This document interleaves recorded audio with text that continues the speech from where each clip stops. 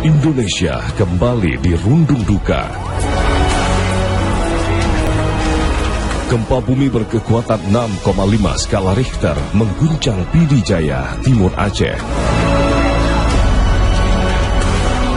Ratusan bangunan roboh, puluhan ribu orang mengungsi, hampir 100 km jalan terbelah, dan lebih dari 100 jiwa menjadi korban. Meski kekuatannya tidak sebesar gempa dan tsunami 12 tahun silam, tetap saja kejadian ini memunculkan trauma yang belum sempat padam. Lalu bagaimana Islam memandang bencana gempa ini? Adakah amalan-amalan yang bisa kita lakukan?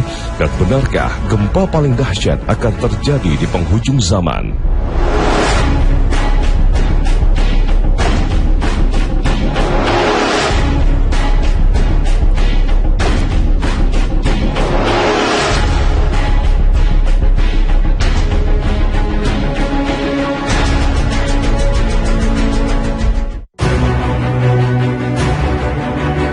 Assalamualaikum warahmatullahi wabarakatuh. Selamat pagi pemirsa Trans 7.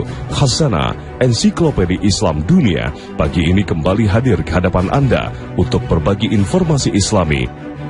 Semoga menginspirasi dan menjadi motivasi aktivitas Anda hari ini. Lapisan bumi walaupun padat akan selalu bergerak. Lempengan atau kerak bumi selalu bergerak dan menghasilkan tekanan di antara pinggirannya. Ketika lempengan bumi tidak bisa menahan tekanan, maka energi dari tekanan tersebut akan dilepaskan dan membentuk gelombang seismik yang dikenal sebagai gempa bumi. Salah satu gempa bumi yang tercatat paling banyak menelan korban jiwa adalah gempa Shanxi pada era dinasti Ming. Gempa yang terjadi pada 23 Januari 1556 di Provinsi Shanxi, Cina ini menyebabkan lebih dari 830.000 orang tewas. Kebanyakan dari korbannya meninggal tertimpa bangunan di area lebih dari 840 km persegi. Gempa yang paling mematikan di abad 20 tercatat menimpa wilayah Tangshan, Cina pada tahun 1976, berkekuatan lebih dari 7 skala Richter. Gempa bumi mengguncang wilayah Hebei pada 28 Juli 1976 pagi hari, selama 14 hingga 16 detik. Epicenter gempa yang berdekatan dengan kota berpenduduk 1 juta orang membuat gempa ini dilaporkan menelan 250.000 sampai 650.000 korban jiwa. Gempa terbesar yang dapat diukur dengan seismograf terjadi pada tahun 1960 di Chili.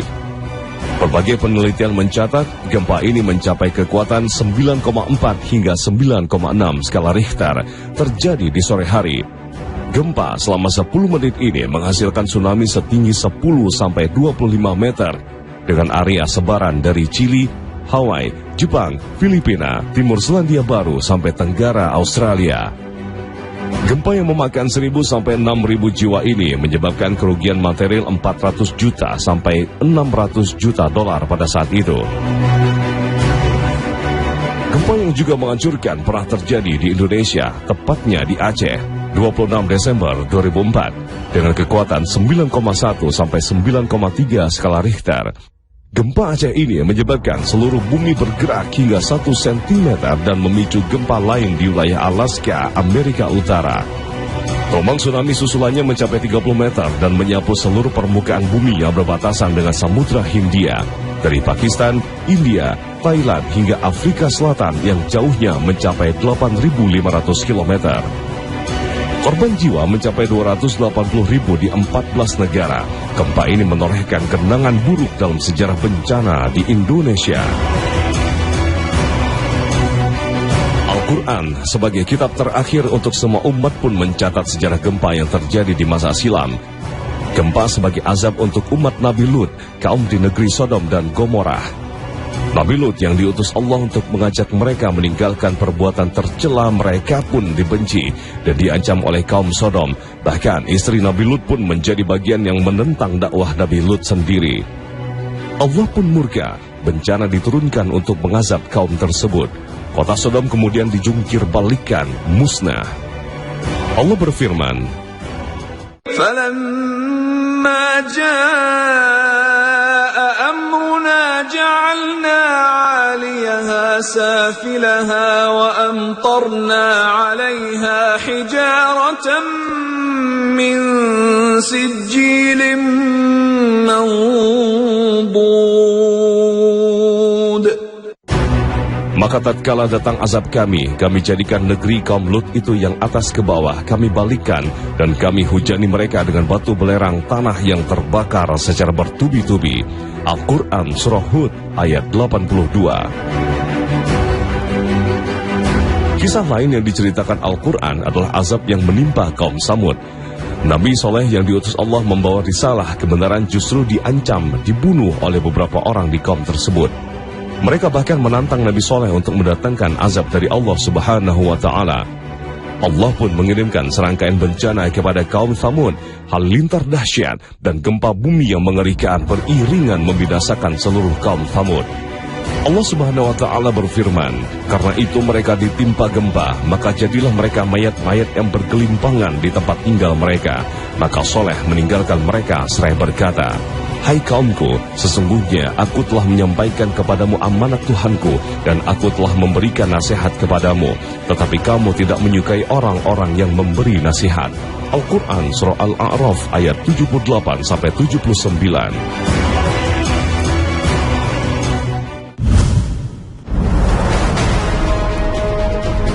Di zaman Rasulullah SAW hingga Khalifah Abu Bakar As-Siddiq radhiyallahu anhu, memang tidak tercatat sekalipun gempa menimpa dua kota suci, Mekah dan Madinah.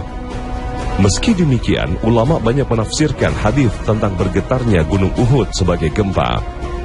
Anas bin Malik mengisahkan, Nabi SAW mendaki Jabal atau Gunung Uhud, diikuti oleh Abu Bakar, Umar dan Uthman. Lalu Gunung Uhud itu bergetar, maka beliau bersabda, tenanglah wahai Uhud, karena di atasmu sekarang ada Nabi, As-Siddiq dan dua orang syahid. Hadis riwayat Bukhari. Gempa baru tercatat pada kekhalifahan Umar bin Khattab. Dijelaskan dalam riwayat Ibnu Abid Dunya, Madinah saat itu sebagai pusat pemerintahan Islam kembali berguncang. Umar kemudian menempelkan tangannya ke tanah dan berkata kepada bumi, ada apa denganmu? Lalu Umar pun membuat pernyataan di depan umat muslimin pasca gempa tersebut. Wahai masyarakat, tidaklah gempa ini terjadi kecuali karena ada sesuatu yang kalian lakukan. Alangkah cepatnya kalian melakukan dosa. Demi yang jiwaku ada di tangannya, jika terjadi gempa susulan, aku tidak akan mau tinggal bersama kalian selamanya. Umar dengan kerendahan sikapnya membaca terjadinya gempa itu sebagai peringatan, sampai-sampai dia mengancam bila terjadi lagi gempa, ia akan meninggalkan orang-orang di Madinah. Allah Subhanahu wa Ta'ala berfirman, katakanlah, dialah yang berkuasa untuk mengirimkan azab kepadamu dari atas kamu atau dari bawah kakimu, atau dia mencampurkan kamu dalam golongan-golongan yang saling bertentangan, dan merasakan kepada sebahagian kamu keganasan sebahagian yang lain. Perhatikanlah betapa kami mendatangkan tanda-tanda kebesaran kami silih berganti agar mereka memahaminya. Al-Quran Surah Al-An'am ayat 65. Setelah masa sahabat, gempa kembali terjadi di masa kekhalifahan Umar bin Abdul Aziz. Ibnu Qayyim, katakanlah, dialah yang berkuasa untuk mengirimkan azab kepadamu dari atas kamu atau dari bawah kakimu, atau dia mencampurkan kamu dalam golongan-golongan yang saling bertentangan, dan merasakan kepada sebahagian kamu keganasan sebahagian yang lain. Perhatikanlah betapa kami mendatangkan tanda-tanda kebesaran kami silih berganti agar mereka memahaminya. Al-Quran Surah Al-An'am ayat 65. Setelah masa sahabat, gempa kembali terjadi di masa kekhalifahan Umar bin Abdul Aziz.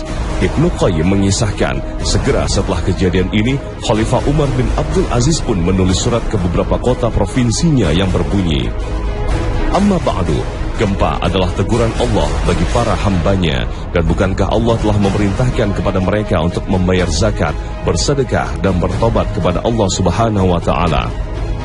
Allah berfirman, sungguh beruntunglah orang yang membersihkan diri dengan tobat ataupun zakat, lalu dia mengingat nama Tuhannya, lalu ia sembahyang. Al-Quran Surah Al-A'la ayat 14-15.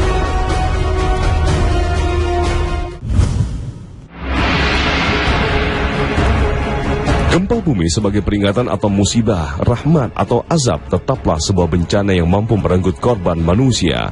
Meski demikian, ada janji manis dari Rasulullah untuk mereka yang meninggal akibat bencana.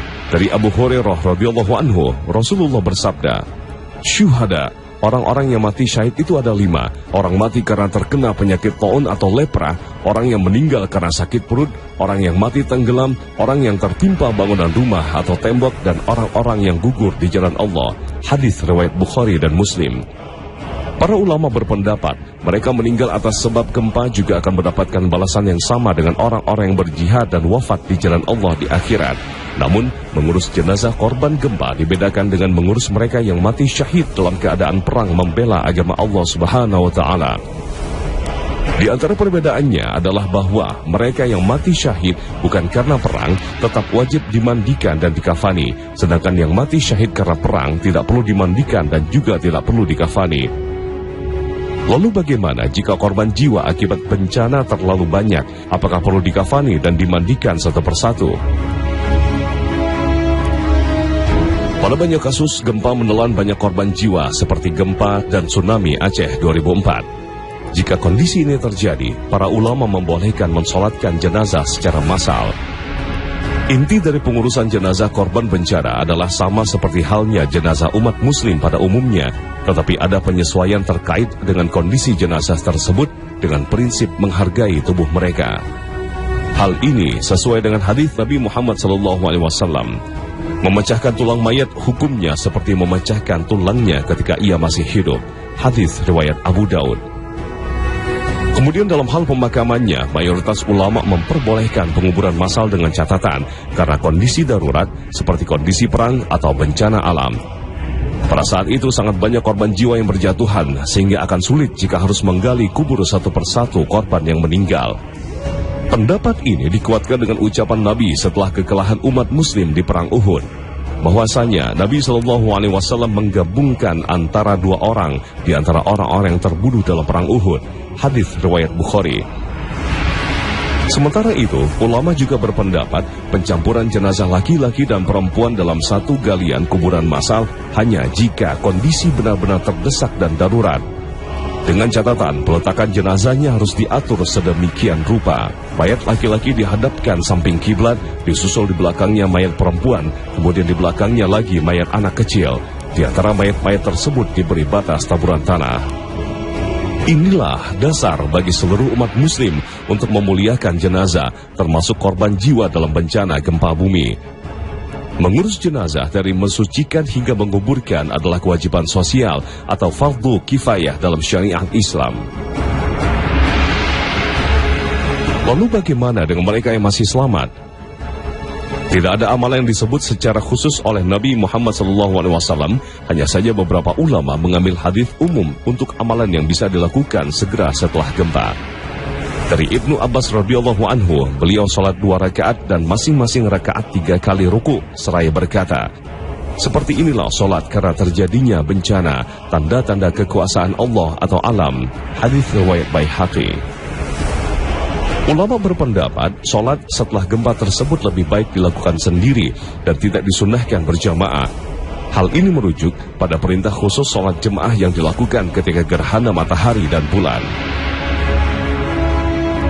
Begitu pula, ketika terjadi musibah semacam itu, dianjurkan bagi kaum muslimin untuk menyayangi fakir miskin dan memberi sedekah kepada mereka.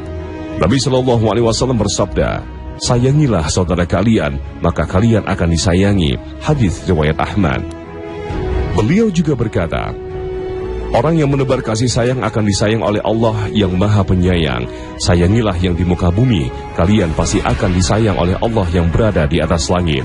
Hadis riwayat At-Tirmidzi.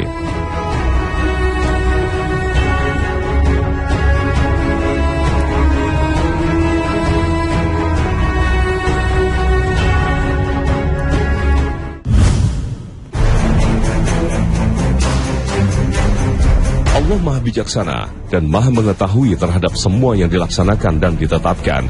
Sebagaimana juga Allah Maha Bijaksana dan Maha Mengetahui terhadap semua syariat dan semua yang diperintahkan. Allah menciptakan berbagai tanda-tanda kekuasaannya sesuai yang Dia kehendaki. Dia pun menetapkannya untuk memperingatkan hambanya dengan tanda-tanda tersebut. Allah mengingatkan kewajiban hamba-hambanya yang menjadi hak Allah Subhanahu wa Ta'ala. Allah Ta'ala berfirman, dan tidaklah kami memberi tanda-tanda itu melainkan untuk menakut-nakuti. Al-Quran Surah Al-Isra ayat 59. Lebih tegas lagi, Allah berfirman, katakanlah wahai Muhammad, Dia Allah Maha berkuasa untuk mengirimkan azab kepada kalian dari atas kalian atau dari bawah kaki kalian, atau Dia mencampurkan kamu dalam golongan-golongan yang saling bertentangan dan merasakan kepada sebagian kalian keganasan sebagian yang lain. Al-Quran Surah Al-An'am ayat 65. Dari Jabir bin Abdullah radhiyallahu anhu, Imam Bukhari meriwayatkan tatkala turun firman Allah Ta'ala dalam surat Al-An'am, Rasulullah SAW berdoa, aku berlindung dengan Zat-Mu. Datangnya gempa bumi juga dimaknai oleh banyak ulama dengan semakin dekatnya akhir zaman. Meskipun tidak termasuk kepada tanda-tanda kiamat kecil ataupun kiamat besar, para ulama sepakat bahwa kedatangan Imam Mahdi yang merupakan tanda-tanda kiamat diawali oleh banyaknya gempa bumi yang terjadi. Rasulullah bersabda, aku kabarkan berita gembira mengenai Al-Mahdi yang diutus Allah ke tengah umatku ketika banyak terjadi perselisihan antara manusia dan gempa-gempa. Maka ia akan memenuhi bumi dengan keadilan dan kejujuran, sebagaimana sebelumnya dipenuhi dengan kesewenang-wenangan dan kezaliman. Hadis riwayat Ahmad. Selain banyaknya terjadi gempa, perselisihan antara manusia juga akan merebak sebelum munculnya Imam Mahdi. Bahkan dalam hadis lain dikatakan kiamat tidak akan terjadi sehingga banyak terjadi gempa. Tidak akan datang kiamat sehingga banyak terjadi gempa bumi. Sahih Bukhari. Dan ketika hari akhir telah datang, Allah Subhanahu wa Ta'ala telah memperingatkan kita tentang kondisi maha dahsyat yang terjadi di muka bumi. Allah berfirman, apabila bumi digoncangkan dengan goncangan yang dahsyat dan bumi telah mengeluarkan beban-beban berat yang dikandungnya, dan manusia bertanya, mengapa bumi menjadi begini? Pada hari itu bumi menceritakan beritanya, karena sesungguhnya Rabb-Mu telah memerintahkan yang sedemikian itu kepadanya. Al-Quran Surah Al-Zalzalah ayat 1-5. Dalam surat ini Allah mengabarkan apa yang terjadi pada hari kiamat, di mana saat itu bumi bergoncang begitu dahsyatnya dan meruntuhkan segala yang ada di atasnya. Juga akan diterangkan bagaimanakah setiap amalan baik dan jelek akan menuai balasannya. Bumi menjadi saksi bagi setiap orang yang dahulu telah beramal di atasnya, dan Allah memerintahkan untuk memberitahukan amalan-amalan manusia. Lebih lanjut, Allah berfirman, pada hari itu manusia keluar dari kuburnya dalam keadaan bermacam-macam, supaya diperlihatkan kepada mereka balasan pekerjaan mereka. Barang siapa yang mengerjakan kebaikan sekecil apapun, niscaya dia akan melihat balasannya. Dan barang siapa yang mengerjakan kejahatan sekecil apapun, niscaya dia akan melihat balasannya pula.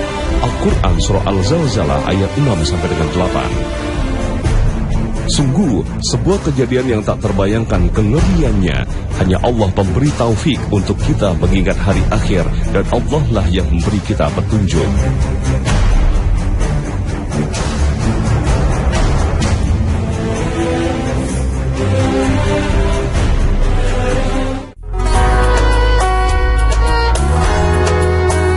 Allah berfirman, ialah Allah, Rabb langit dan bumi dan apa yang ada di antara keduanya, yang maha perkasa lagi maha pengampun. Al-Quran Surah Shad ayat 66.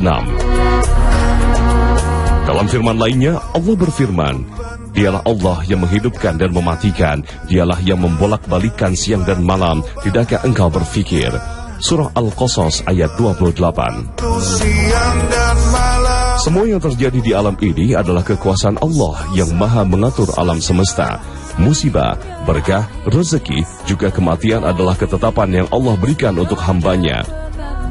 Semoga informasi ini menambah kekayaan khasanah Islam kita dan memberikan pencerahan bagi kita semua. Amin ya Rabbal Alamin.